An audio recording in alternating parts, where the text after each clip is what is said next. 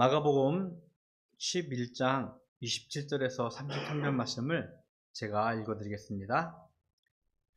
그들이 다시 예루살렘에 들어가니라. 예수께서 성전에서 거니실 때에 대제사장들과 서기관들과 장로들이 나와 이르되 무슨 권위로 이런 일을 하느냐? 누가 이런 일 할 권위를 주었느냐? 예수께서 이르시되 나도 한 말을 너희에게 물으리니 대답하라. 그리하면 나도 무슨 권위로 이런 일을 하는지 이르리라. 요한의 세례가 하늘로부터냐 사람으로부터냐 내게 대답하라. 그들이 서로 의논하여 이르되 만일 하늘로부터라 하면 어찌하여 그를 믿지 아니하였느냐 할 것이니 그러면 사람으로부터라 할까 하였으나 모든 사람이 요한을 참 선지자로 여김으로 그들이 백성을 두려워하는지라. 이에 예수께 대답하여 이르시되 우리가 알지 못하노라 하니 예수께서 이르시되 나도 무슨 권위로 이런 일을 하는지 너희에게 이르지 아니하리라 하시니라. 아멘. 예수님의 공생의 마지막 일주일을요, 예루살렘에 있는 성전을 중심으로 기록되어져 있습니다. 예루살렘의 성전은 하나님의 임재와 더불어서 하나님이 이스라엘과 함께 하신다는, 동행하신다는 상징이고 하나님의 은혜였습니다. 그런데 이곳에서 이미 자신의 죽음과 부활을 가지신 예수님이 오늘 성경 본문에서 나오는 대제사장들과 서기관들과 장로들을 만나게 되어집니다. 우리나라의 최고 의결기관은 국회입니다. 그죠? 국회에서 법을 만들고, 물론 우리나라는 대통령 중심제이기 때문에 알게 모르게 입법부보다는 행정부가 약간 위에 있는 것이 사실인데, 당시 이스라엘은요, 이 대제사장들, 서기관들, 장로들을 중심으로 이루어진 사내들이라는 최고 의결기관이 있었는데, 이들의 핵심 멤버, 이들의 주요 요원인 대제사장들, 서기관들, 장로들을 예수님께서 만나셨어요. 예수님은 당시 예루살렘에서 먼 갈릴리, 이렇게 표현할까요? 시골 구석에서 선지자로, 선생으로 활동하던 이였는데, 드디어 예루살렘, 당시 종교, 정치, 문화의 중심지인, 그리고 최고 의결기관 사내들인의 핵심 멤버인 종교 지도들과 맞닥뜨리면서 어쩌면 새로운 긴장을 조성하게 되어졌습니다. 그런데 재미있는 것은 이들이 먼저 예수님께 이런 질문을 합니다. 28절에 보니까 이르되 무슨 권위로 이런 일을 하느냐? 누가 이런 일을 할 권위를 주느냐라고 예수님께 물었습니다. 여기서 이런 일이라 하면 지난달에 설교했던 것 같은데요, 예수님께서 이 집은 내 아버지 집이고 만민이 기도하는 집이다 라고 선포하신 성전, 그 성전을 더럽히고 있었던 장사치들과 돈 바꾸는 이들의 상을 업고 성전을 깨끗하신 사건, 성전 청결이라고 합니다. 이 사건과 좀 더 확장되어져서는 예수님께서 지난 시간 동안 우리에게 보여주었던 하나님 나라의 복음, 또 하나님 나라의 표적을 행하신 일을 보면서 이 종교 지도자들이 물었던 것이었어요. 누가 어떻게 네가 이런 일을 할 수 있느냐, 이런 권위를 주느냐라고 물어보는 거예요. 재은이는 안 그럴 것 같은데, 재석이가 만약에 친구들과 싸운다면, 요즘은 안 그럴지 모르겠어요. 저희 어릴 때만 해도 친구들과 싸우면은 그렇게 얘기할 때 있어요. 너 우리 엄마한테 이럴 거야, 우리 아빠한테 이럴 거야, 우리 엄마 아빠가 얼마나 힘이 센 줄 알아? 라고. 사실은 좀 약하지만 엄마 아빠의 또 기세를 빌어서 상대방을 조금 강압하려는 그런 말을 할 때가 있을 것 같아요. 재서가 요즘엔 그런 말 안 쓰지? 당연히 안 하죠. 요즘에는 아이들이 엄마 아빠가 약한 걸 알아서 그런 말 안 써. 그런데요, 저는 이거를 조금 더 성인 버전을 바꾼다면 이런 대사가 기억나더라고요. 여러분 잘 아는 할 거예요. 내가 네 서장하고 밥도 먹고 사우나도 하고, 그런 유명한 영화배우 대사 기억하시죠? 나는 좀 보잘것없지만 너가 가지고 있는 상의 권위자가 잘 침묵하면서 내가 그 권위를 빌어서 사는 사람이야. 그 권위와 맞닿은 사람이야 라고 하면서 어떤 권위자를 빌어오는 그런 버전이 아닐까라는 생각을 하게 되어집니다. 예수님이 가르치신 하나님 나라 복음, 예수님이 행하신 하나님 나라의 표적과 기적들, 분명히 당대의 사내들이라는 최고 의결 기관의 종교 지도자들이 갖고 있었던 것보다 분명하게 단언컨대 더 위였음을 그들은 인정하고 있었던 것 같아요. 자신들이 감히할 수 없었고 그런 행사들을 예수님이 하셨기 때문에 아마 그들은 이런 질문을 하지 않았을까. 게다가 그들이 두려워하는 백성들이에요. 이미 예수님의 권위를 인정하고 있었음을 그들은 알고 있었습니다. 이에 예수님께서 오히려 그들에게 다시 이런 질문을 합니다. 요한의 세례가 하늘로부터냐 사람으로부터냐 라고 역질문을 하시죠. 우리가 잘 알고 있는 세례 요한은요, 메시아의 오실 길을 준비하라고 광야에서 외친 하나님의 선지자였습니다. 그런데 그가 정말 비통하게 죽음을 맞이합니다. 당시 왕이었던 헤롯의 부조리, 헤롯의 잘못된 점을 지적하다가 너무나 억울하게, 너무나 어이없게 죽음을 맞이하게 되어집니다. 당시 종교 지도자들이었던 이들이 이 세례 요한의 죽음을 대해서 아무것도 하지 못했어요.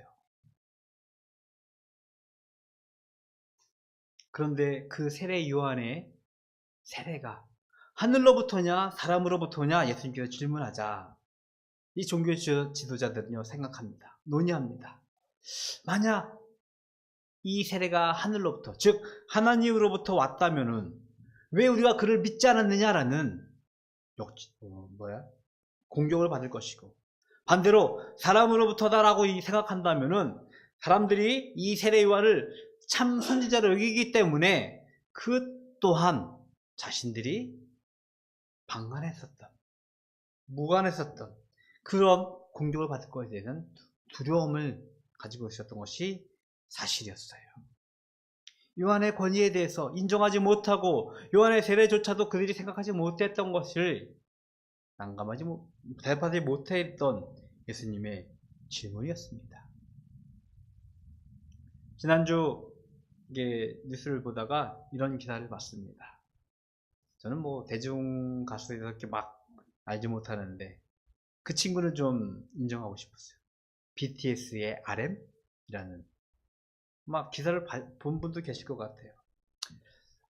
그 RM이라는 청년이 스페인에 있는 서방 기자들과 인터뷰를 한 내용입니다. 그 서방 기자가 RM에서 이런저런 질문하면서 이런 질문을 했다고 합니다. 우리나라 이제 대중문화를 K-팝이라고 하잖아요. 그 K-팝의 K라는 단어가 이제 좀 지겹지 않느냐라는 질문을 했다고 합니다. 아마 그 질문 안에 내포된 그 저의는요, 그런 것 같아요. 한국 상업문화, 대중문화가 급속도로 이렇게 발전하면서, 그리고 또 굉장히 풍성하게 발전하면서 그 아이돌이 되기 위해서, 그런 연예인이 되기 위해서 벌어지는, 이렇게 표현할게요, 인권유린 혹은 부조리, 너무나 강화된 그 시스템들에 대한 약간 뭐랄까, 의도적인, 부정적인 의도를 가진 질문을 RM에게 했어요. 이 RM이 이렇게 대답했다고 합니다. 우리 한국 문화는 불과 반세기 전만 해도 한국전쟁으로 인해서 아무 없었던 폐허에서 반세기가 지나는 동안 우리는 세계가 주목할 만한 나라가 되었고, 세계의 모든 사람들이 열광하는 K-팝이라는 어떤 장르로서 성장했다.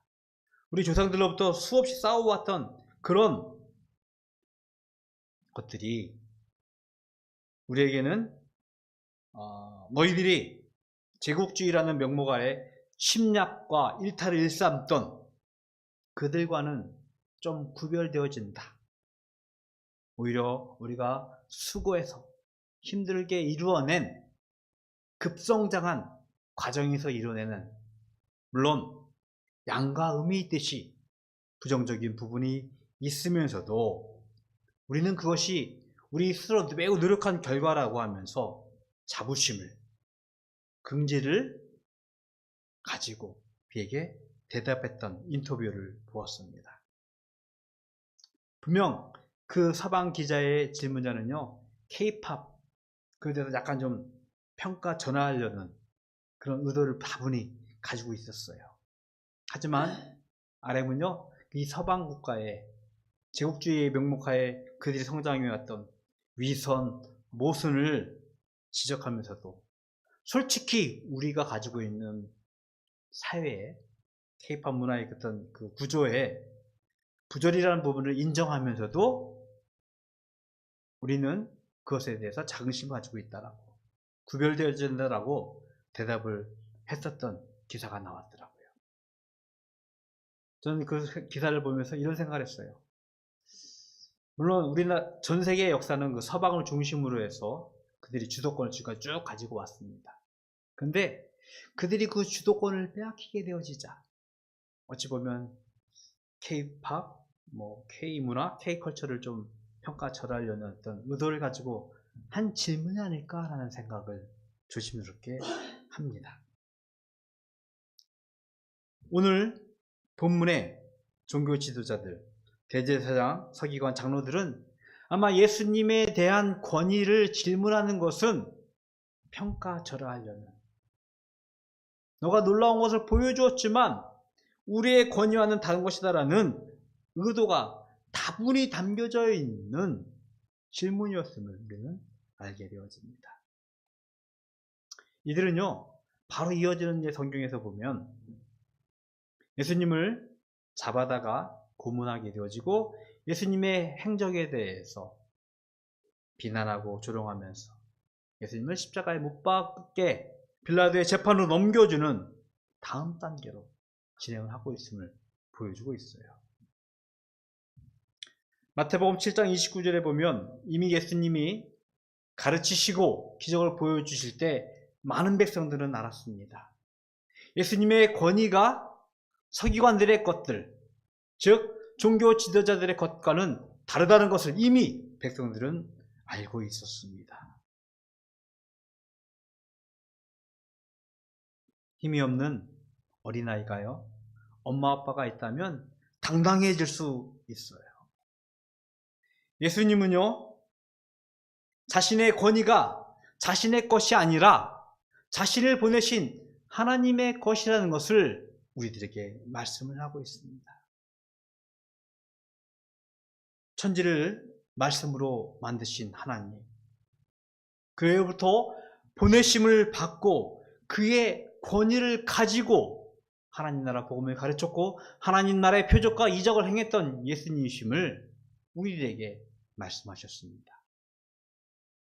아버지의 권위는요, 죄로 파괴된 하나님과의 관계, 하나님과 인간의 관계를 회복시키시고 우리의 아픔과 슬픔을 위로하시며 고치시며 우리의 상한 마음을 치유하시고 우리에게 화평을 주시고 마침내 세상을 구원하는 능력을 가지신 분입니다.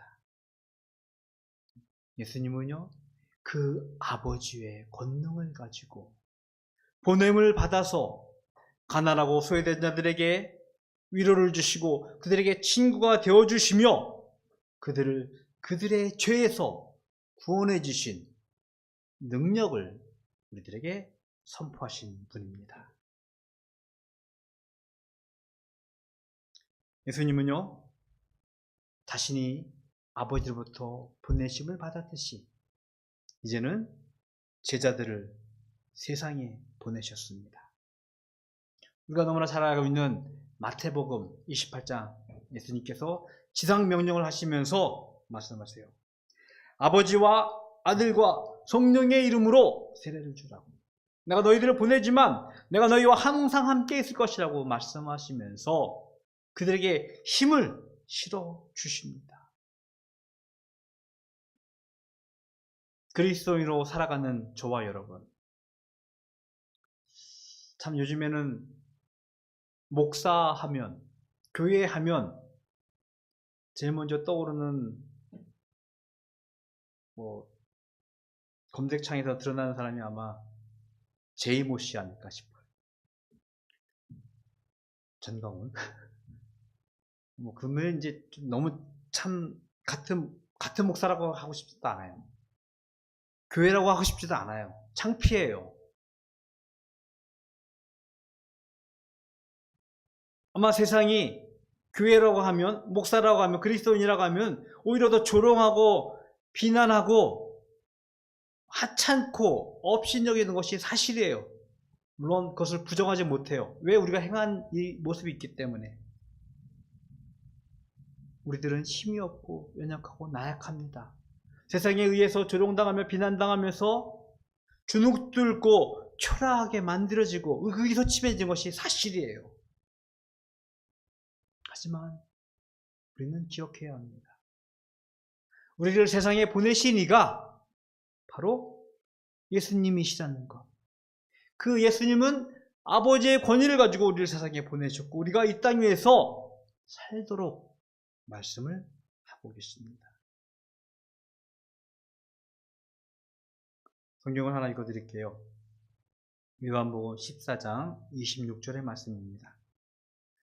보혜사 곧 내 아버지께서 내 이름으로 보내실 성령 그가 너희에게 모든 것을 가르치고 내가 너희에게 말한 모든 것을 생각나게 하리라. 예수님이 우리를 세상에 보내시면서 우리를 그냥 보내신 것이 아니라 보혜사 즉 성령님을 저희들에게 보내주실 것을 약속하셨습니다. 이것은 초대교회 사도행전 1장에서 성령이 오심을 통하여서 교회가 세워지고 교회가 성장하고 발전하면서 우리들에게 임한 역사의 사건이 되었어요. 그 성령님께서 우리와 함께 하심을 여전히 약속하고 계십니다.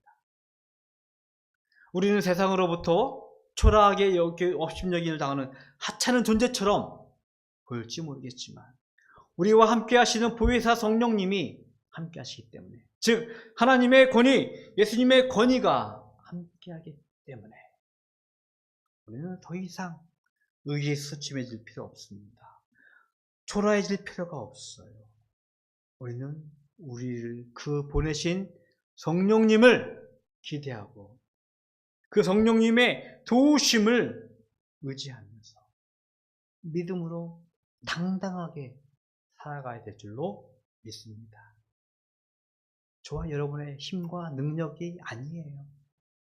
우리를 보내신 예수님, 보혜사 성령님, 하나님의 권위가 우리와 함께 있음을 우리가 믿음으로 고백할 수 있기를 주님의 이름으로 축복을 드리겠습니다. 예수님에게 물어요. 너가 이런 일을 하는 일이 어떤 권위로부터냐? 누가 이런 권위를 주었느냐라는 질문. 예수님을 하찮게 업신여기고 평가절하하는 질문일지 모르겠지만 예수님은 분명히 우리에게 선포하십니다. 하늘 아버지, 나를 보내신 아버지의 권위를 가지고 그의 능력을 가지고 이런 일을 행하시고 우리들에게 말씀하십니다.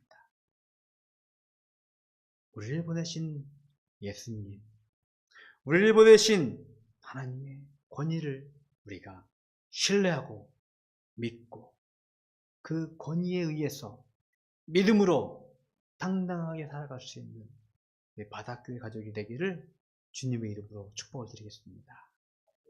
세상이 우리를 아무리 강압하고 억압하고 조롱하고 하찮게 여길지 몰라도 우리는요, 우리 안에 하나님이 우리와 함께 하시는 보혜사 성령님이 함께 하심을 날마다 인정하고 선포하면서 날마다 믿음으로 당당하게 승리할 수 있는 바닷교회 가족이 되기를 주님의 이름으로 축복을 드리겠습니다. 기도하겠습니다. 하나님, 감사합니다. 하나님께서 저희들을 세상에 보내시며 보혜사 성령님이 함께 하실 것을 약속하셨습니다. 그 성령님이 함께 하심을 통하여 우리는 초라하고 연약하고 나약할지 모르겠지만 그 힘을 빌어서 그 권위를 빌어서 이 땅 위에 당당하게 살아갈 수 있음을 우리가 믿음으로 선포합니다. 그 하나님을 찬양하고 고백하는 죄들 되게 하여 주시옵시고 그로 인하여 이 땅 위에서 하나님의 백성으로 삶을 살아가는 죄들 될 수 있도록 축복하여 주시옵소서. 하나님, 이 시간 구별하여 하나님께 예물 드립니다. 주일 예물로 소득의 10분의 1로 감사의 예물과 갖가지 기도의 제목으로 드려진 예물 주님 기뻐 받아 주시옵시고 이 물질로 하여금 하나님께서 주신 우리들의 일들이 이 땅 위에서 당당하게 이루어질 수 있도록 축복하여 주시옵소서. 지금은 우리 주 예수 그리스도의 은혜와 하나님 아버지의 그 크신 사랑하심과 성령님의 교통하심이 예수님께서 하나님께서 주신 권위를 가지고 믿음으로 당당하게 살아가기를 소원하는 모든 성도들 머리 위에 영원토록 함께 있을지어다. 아멘.